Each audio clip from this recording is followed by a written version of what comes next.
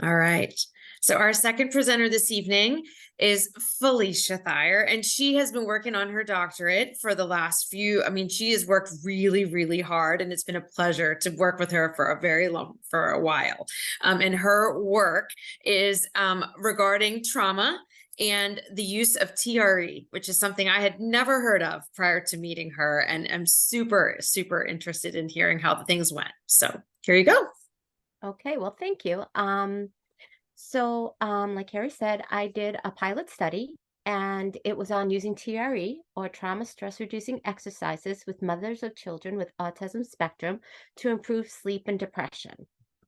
So, my research question was, can the use of trauma stress reducing exercises with mothers of children with autism improve sleep and depression to alleviate stress, anxiety, and improve their occupational performance? So that was the question that I was looking at.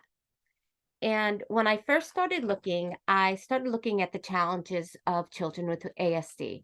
Um, ch- rain, Raising a child, any child, with or without any difficulties, is hard to raise a child. But especially a child who has difficulties and is neurodivergent, it's even more difficult. And even when a child has ASD, that brings in some more difficulties when you're raising a child.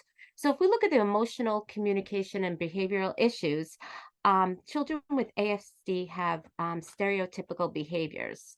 They have behaviors such as antisocial and aggressive behaviors, inappropriate social behaviors, which can involve fecal smearing, constant screaming, meltdowns, elopement, self-injurious behaviors. They could be headbangers, they could be throw themselves on the ground. And for the older ones, it could be some suicidal behaviors. And the worry and anxiety of the parents increases when the child has escalated emotional, cognitive, and behavioral problems. So parents of children with ASD, they report greater stress than those of their counterparts with kids with typical children. And the frequency and severity of these behaviors impact the whole family. So the effects on both parents report an increase in stress levels.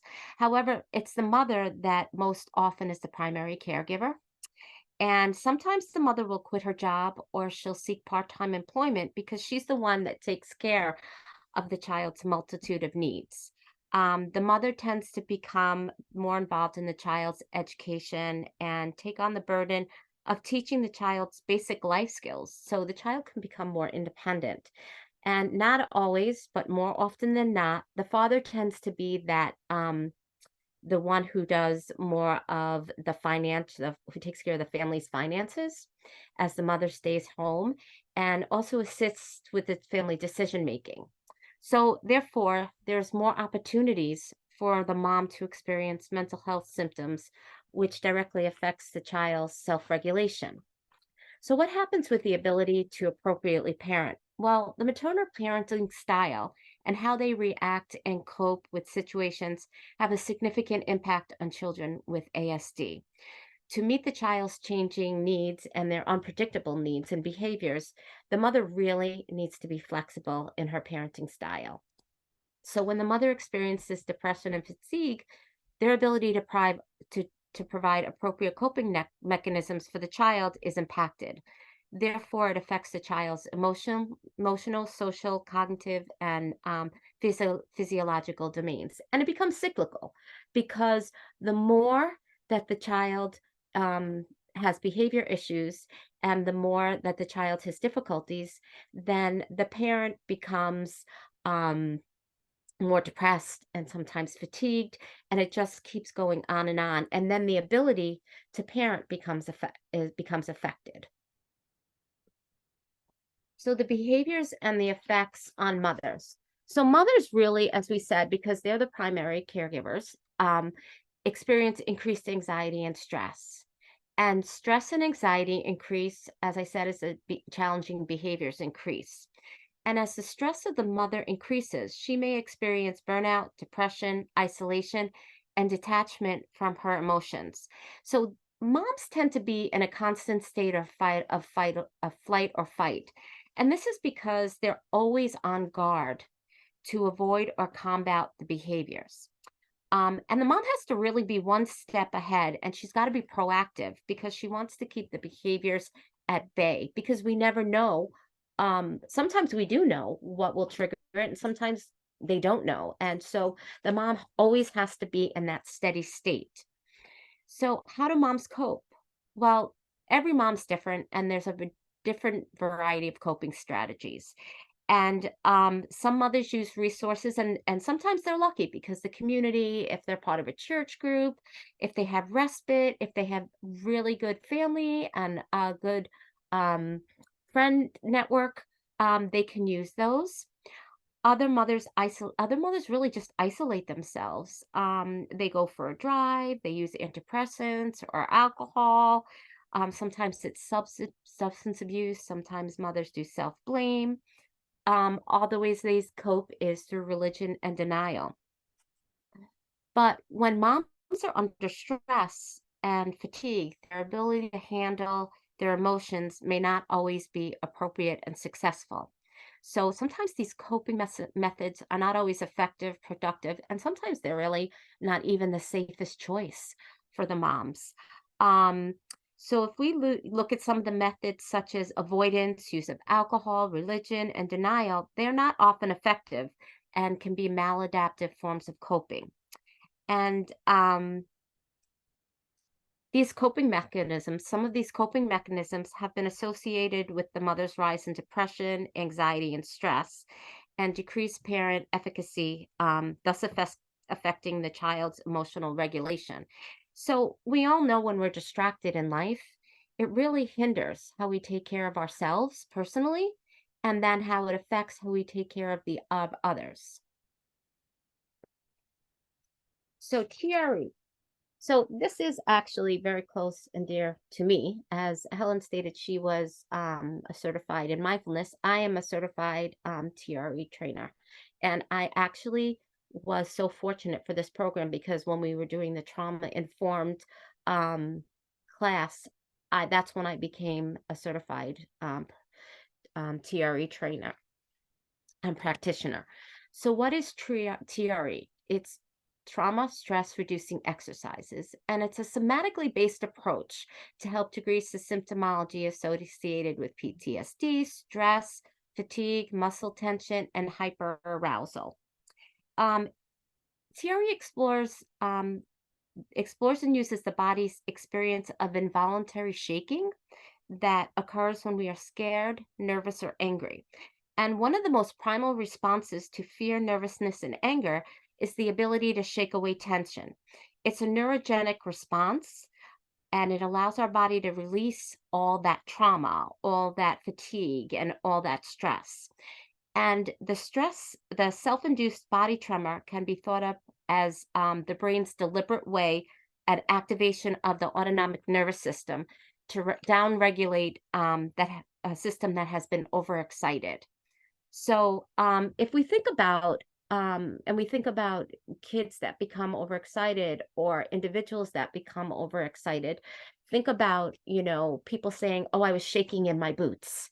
And that was the way they relieve some of that tension. Or if we see kids on the spectrum and they flap or they get excited and they're jumping up and down, that's a way for them to start relieving some of that stress and some of that tension. So where did it originate from? Well, Dr. David Berceli is a renowned, known social worker, and he's also a body healer. And in the beginning of his career, he worked in very few war-torn nations. Sorry, my accent gets in the way here sometimes. Um, and he he also was a driver for Mother Teresa at a time. And when he was in these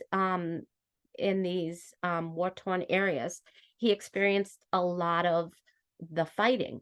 And what he observed was that children started to shake as all this stuff was going on around them.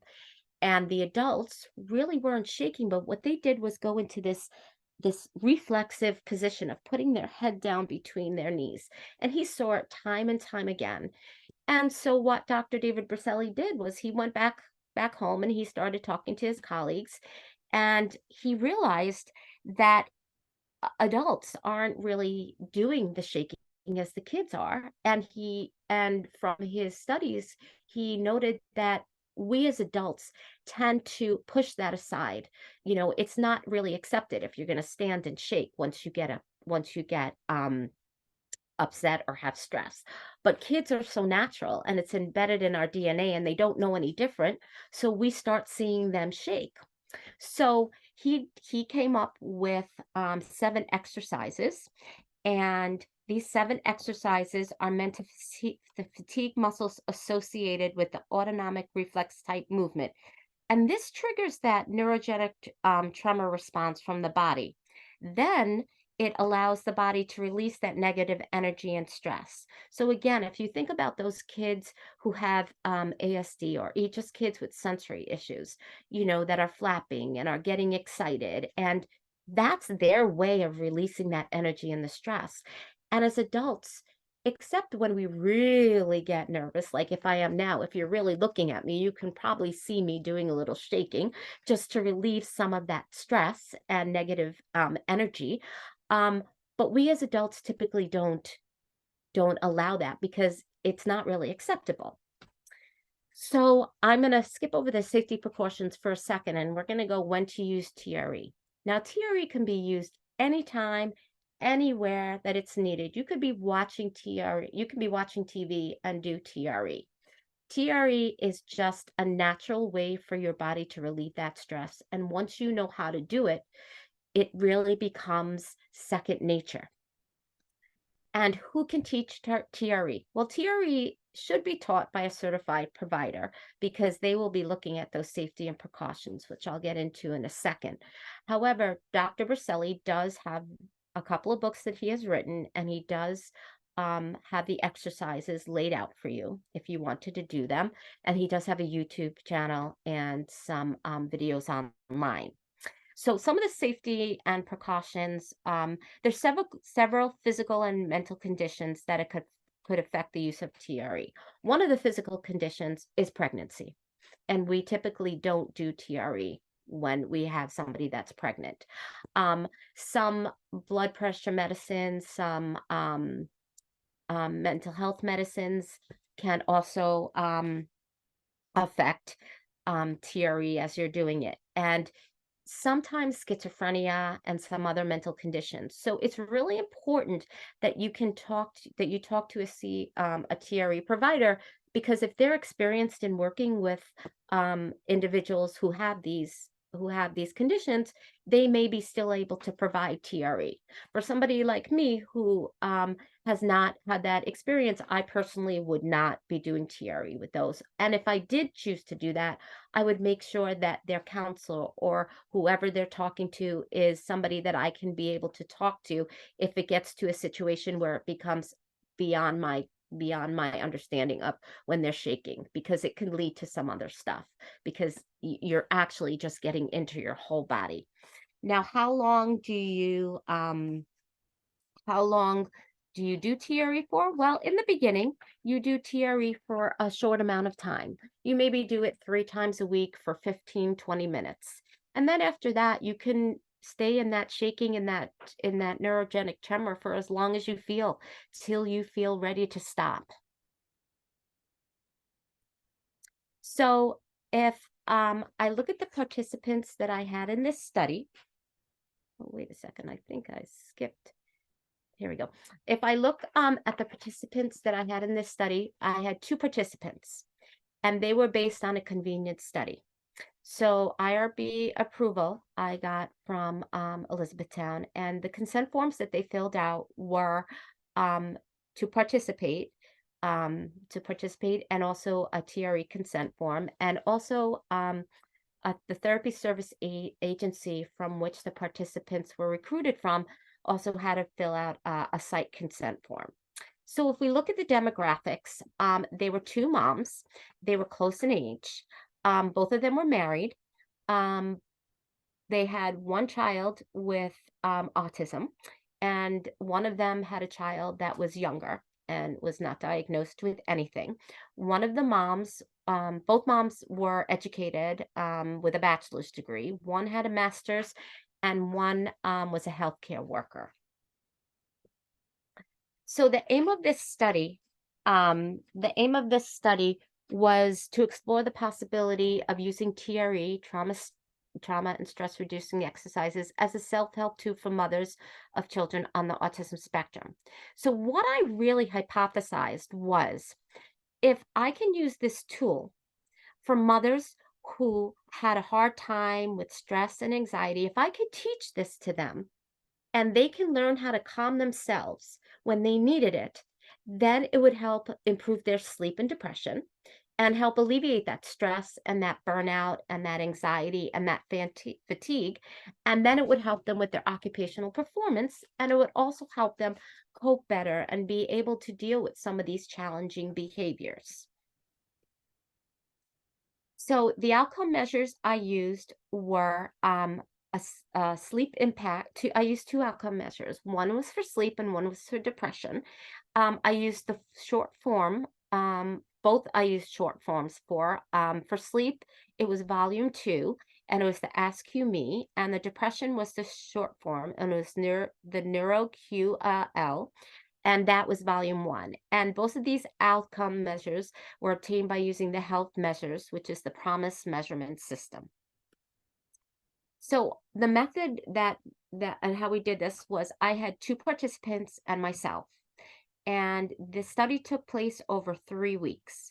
And TRE was taught for 9 sessions. So there was 3 sessions per week. And I have to say that each mom showed up. They showed up. There was not a time that anyone was absent. They showed up whether they were feeling well or not. And the research was carried out over a procured Zoom account. And the sessions lasted for approximately 90 minutes. And I know I had stated before that you only tremor for about 15 minutes, but we also had to get through the exercises. You'll see later on in the slides, we had to stop for a little bit. As one of the mothers had to go and check on her child. And also, as I'll talk about in a little bit, it was a great opportunity for the participants to talk to one another and have this really great support. So they lasted for about 90, give or take 90 minutes. And the participants were provided with a pre and post test. And there was also a post-intervention anecdotal analysis that they provided to me. So if we look at the first form, it is a sleep short form, and there's 5 questions on this form. And it basically looked at, how often did you sleep? How hard was it for you to fall asleep? Did you have a lot of trouble falling asleep? And the answers were never, really, sometimes, or always, or often. And they received this pre and post, as well as the depression short form, which was the same. And this had about 8 questions on it. And again, this looked at feelings of hopelessness, feelings that their life was empty, that they felt unworthy, that nothing was interesting to them. And again, they answered with never, sometimes, often, always. So the data analysis, so I used the health measures online scoring system. And the really good thing about this scoring system was that if some of the questions were not answered, it was okay. They still were able to score it out. Fortunately, because it was short, because they were short forms, all the questions were answered. And the NeuroQL and the SQ-Me use a T-metric score, and 50 is the mean of the relevant reference population, and 10 is the standard of the standard deviation population. And for the sleep outcome, it was important to know that if I saw an increase in scores, that indicated an improvement. For the depression, if I saw an increase in scores, that indicated worsening conditions. And then both participants provided a post-intervention anecdotal analysis. So if we look at the data for the depression for pre and post scores, and we're looking at T-scores now. And if we look at participant 1, her T-score started out at 53.7, and she went to a 59.3. Now, if you remember, I said with depression, if you had an increase in scores, then that was worsening of the condition. So participant one did have a worsening depression. Um, Participant two, her T score started out at 65.3 and she went down to a 54.1, which was an improvement in her depression. So if we look at the depressive scales and we look at in blue is participant one, and we look how she went from 53.7 and she raised up, she still remains, if we look over to the neuro QLT scores interpreting, um, she still remains in that mild area. So even though she escalated in her scores, she still was in that same range. Excuse me, it's the minimal area. She still is in that same range. But if we look down at the scale for participant two, she went from 65.3 into if we go back, she went to 54.1. And if you notice, she went from mild to minimal on the depression scale, which was very cool. And it was exciting to see that she made those gains. If we look at the sleep data for participant one, her T score was 50.9 and she went up to 56.3. With our sleep data, when when you had an elevation in scores, that was an improvement. And participant two also had an elevated T score from 53.8 to 65.2. So both of these participants, if you can see from this table, both of them had elevated scores, which showed an improvement in sleep. So the post-interventional, the anecdotal analysis. This to me, I think back and I had talked to Carrie about this. I probably should have had them done a pre and post anecdotal analysis because this was really more interesting to me. I think um, each participant provided one, and they both stated that this was so important for them to carve out some time for themselves. We did this at 7 o'clock at night, 3 days a week, and they both went down to their basements and they had a caretaker take care of their child. And just even this time that they carved out for the 90 minutes was so important to them. And the other thing that they emphasized was that they benefited from the supported environment. Just even those two mothers who didn't know each other, they supported each other and read each other's facial features and asked each other if they were okay. And they were able to just have this conversation back and forth about, oh, this is what happened today. And, oh, well, this is how I dealt with this. And so it was really this great supportive environment. And the mothers also reported feeling relaxed after the TRE sessions and wanted to really get a concerted effort to continue taking care of themselves and doing more to take care of their emotional needs. So if you look at the summary of results, I'm going to start with participant two because that was the participant who made the most gains. She showed an improvement in both outcomes, sleep and depression. So her sleep improved by 1.14 standard deviations. So her depression went from a moderate depression to a minimal depression, which I think was really good to see. Participant one displayed an improvement in her sleep outcome, but had a slight increase in her depression. So her sleep improves by 0.54 standard deviations, and her depression increased, but again, she remained in that minimal depressive state. And both participants really felt more relaxed and really enjoyed that time that they were able to take for themselves. And I cannot say enough about the support that these parents talked about. And I still see these moms, and they have actually now, just because of that, go out now together and take some time to do that. So that was really nice to hear. The other variables to consider when I looked at this, the findings, that both of them felt a sense of relief and comfort just being able to be in support. So looking at the sleep? Did that affect that and make that better for their sleep? And participant one in particular, during the Zoom sessions, she was really concerned and distracted by the person who was taking care of her child. And she had to go up several times because she heard him scream and cry. And so she seemed to be really distracted. And I wonder too if that impacted the depression where she just stayed the same.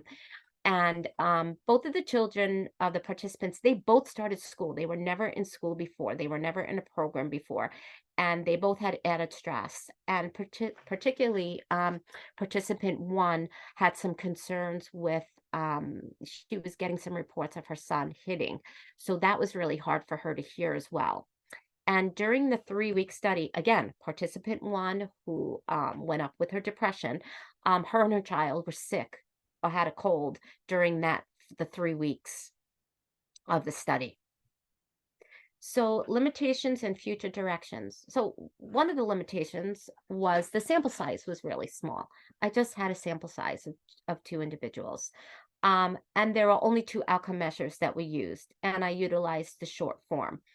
I think one of the limitations was there was a virtual platform, and that basically was used for convenience. I think doing a face-to-face intervention may be more beneficial. Um, and the bias of the investigator, as I stated, the therapy agency that they came from, I did work for, so I knew the moms. I think future outcomes would benefit from face-to-face interaction, um, increasing the outcome measures, removal of the bias, the patients providing a pre and post anecdotal statement.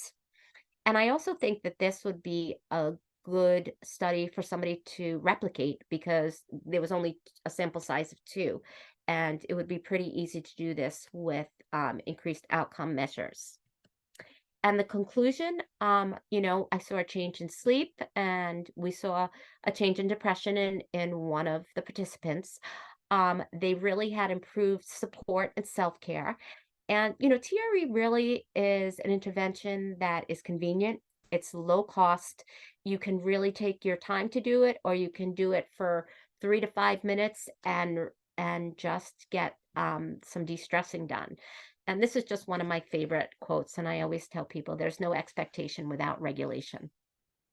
So I don't know if okay, I think I made it in pretty good time. And so question and comments? Your timing was perfect. So any questions, I'll take them. People can unmute and ask, or they can put it in the chat bar. I'd be willing to answer either way. You're getting some compliments to start. Well, thank you. I have to say, I was shaking, so I needed some tea right at this moment.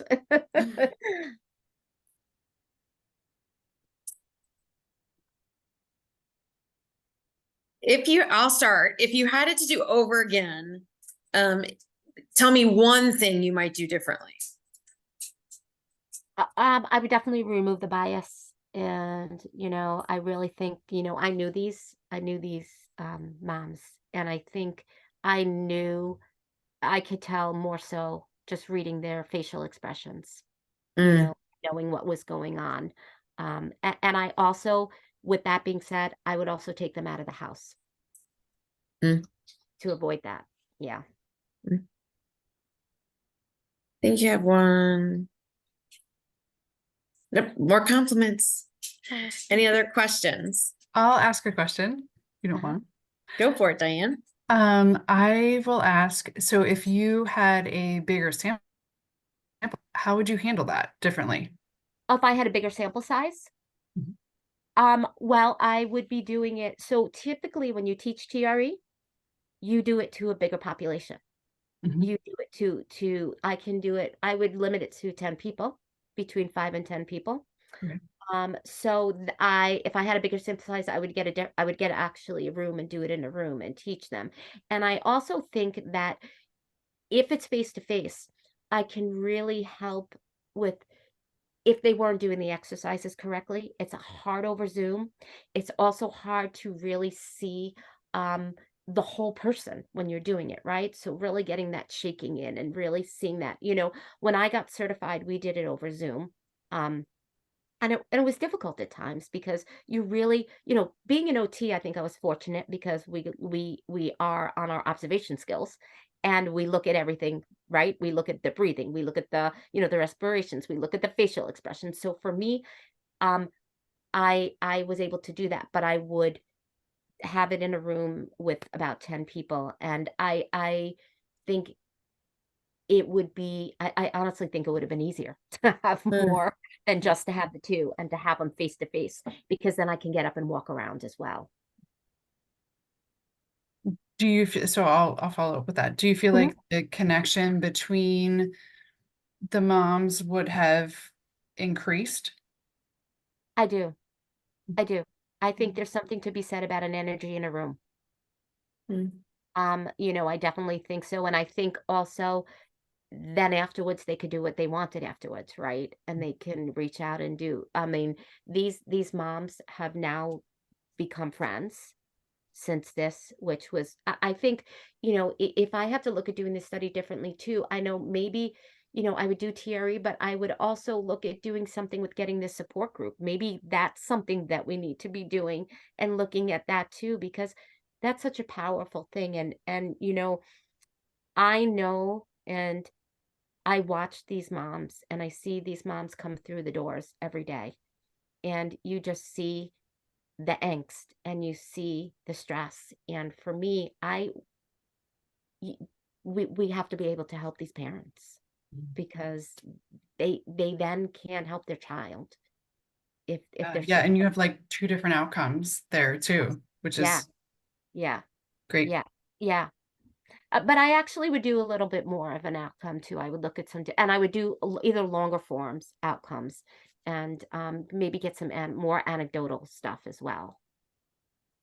So for folks who aren't familiar, where did your outcomes come from? The Health Mothers, the Promise Yeah. online, yeah. And I have to say, it was tricky to get it from there. It was not that easy, because to do the sleep one, I had to go and download an article, and that didn't give me the statistical analysis of what would be an improved or what wouldn't be improved. And then it was not free to get, if I did the longer forms, it was like Mm-hmm. $500, and I found that out, as I went to score them out. So, Mm-hmm. yeah. Yeah. So the promise is an NIH outcomes option that a lot of OTs are starting to use. There's multiple scales. And so Felicia waded through many to make the decision as to which one to go forward with. But I know that was a struggle for you to decide which ones. So I think I had 6 to begin with. I think you Oh. did. And when I think I So said you can't do 6, no. you And I have to thank you because, yeah, I was like, "Yeah, this is no problem." But yeah. Are there any other questions? I don't see anything going on in the chat. Any other questions?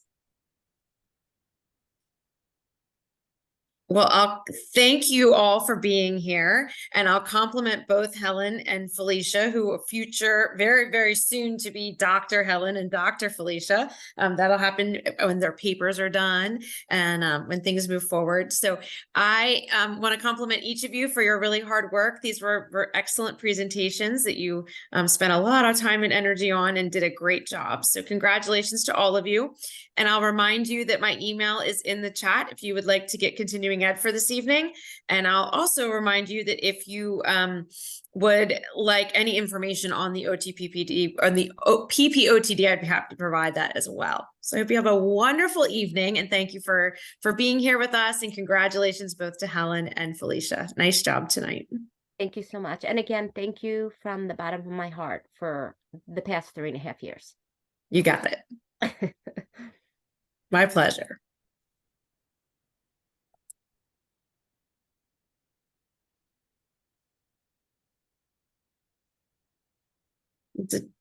Who else left? It's just you, Felicia. That's me. Oh, then let me ask you Yeah. with the paper. Yeah. So